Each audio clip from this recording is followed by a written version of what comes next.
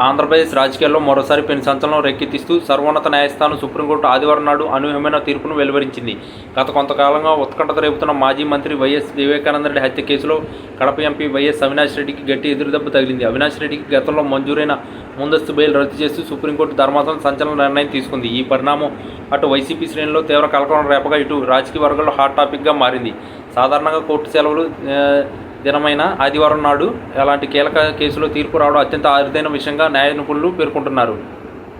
వివేక హత్య కేసులో ప్రధాన ఆరోపణలు ఎదుర్కొంటున్న అవినాష్ రెడ్డికి గతంలో తెలంగాణ హైకోర్టు ముందస్తు బెయిల్ మంజూరు చేసిన సంగతి తెలిసిందే. అయితే ఈ నిర్ణయాన్ని సవాల్ చేస్తూ వివేక కుమార్తె డాక్టర్ సునీతారెడ్డి సుప్రీంకోర్టును ఆశ్రయించారు. కేసు దర్యాప్తు కీలక దశలో ఉందని, నిందితుడు బయట ఉండడం వల్ల సాక్ష్యాలను తారుమారు చేసే అవకాశం ఉందని దర్యాప్తు సంస్థలు కూడా తమ వాదనలు వినిపించాయి. సుదీర్ఘంగా సాగిన వాదనల అనంతరం సుప్రీంకోర్టు ముందస్తు బెయిల్ రద్దు చేస్తూ తక్షణమే లొంగిపోవాలని లేదా అరెస్టుకు సహకరించాలని ఆదేశించినట్టు సమాచారం. ఈ తీర్పుతో వైసీపీ అగ్రనాయకత్వానికి, ముఖ్యంగా మాజీ ముఖ్యమంత్రి వైఎస్ జగన్మోహన్ రెడ్డికి రాజకీయంగా పెద్ద షాక్ తగిలినట్టయింది. ఈ కేసులో కుట్ర కోణం దాగి ఉందని సిబిఐ మొదటి నుంచి గట్టిగా వాదిస్తుంది. గూగుల్ టెక్ అవుట్ ఆధారాలను మరియు ఇతర సాంకేతిక సాక్ష్యాలను పరిశీలించిన ధర్మాసనం బెయిల్ కొనసాగింపుపై తీవ్ర అసహనం వ్యక్తం చేసినట్టు తెలుస్తుంది.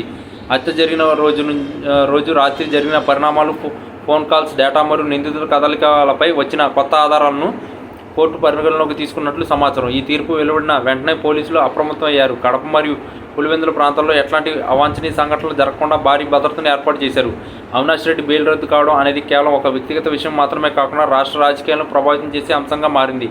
ప్రతిపక్షాలు ఈ తీర్పును స్వాగతిస్తూ గతంలో తాము చేసిన ఆరోపణలు నిజమని నిరూపితమయ్యాయని విమర్శలు గుప్పిస్తున్నాయి. మరోవైపు వైసీపీ నాయకులు మాత్రం ఇది రాజకీయ కుట్రలో భాగమని న్యాయ పోరాటాన్ని కొనసాగిస్తామని చెబుతున్నారు. అయితే అత్యున్నత న్యాయస్థానం ఇచ్చిన తీర్పు కాబట్టి దీని ప్రభావం చాలా తీవ్రంగా ఉండనుంది. వివేక హత్య కేసు దర్యాప్తులో ఈ మలుపు తుది దశకు చేరినట్టుగా భావిస్తున్నారు. బెయిల్ రద్దు కావడంతో అవినాష్ రెడ్డికి సిబిఐ కస్టడీలోకి తీసుకుని విచారించే అవకాశం ఉంది. దీనివల్ల హత్య వెనుక ఉన్న అసలు సూత్రధారులు ఎవరు అనే విషయంపై స్పష్టత వచ్చే అవకాశం ఉందని బాధితులు ఆశాభావం వ్యక్తం చేస్తున్నారు. మొత్తం మీద ఈ ఆదివారం వెలువడిన సుప్రీంకోర్టు తీర్పు ఆంధ్రప్రదేశ్ రాజకీయాలు యావనికంపై పెను తుఫాన్ను సృష్టించిందనడంలో ఎట్లాంటి సందేహం లేదు. ఈ ఉత్కంఠభరిత పరిణామాలు రాబోయే రోజుల్లో ఏ తీరానికి చేరుతాయో వేచి చూడాలి.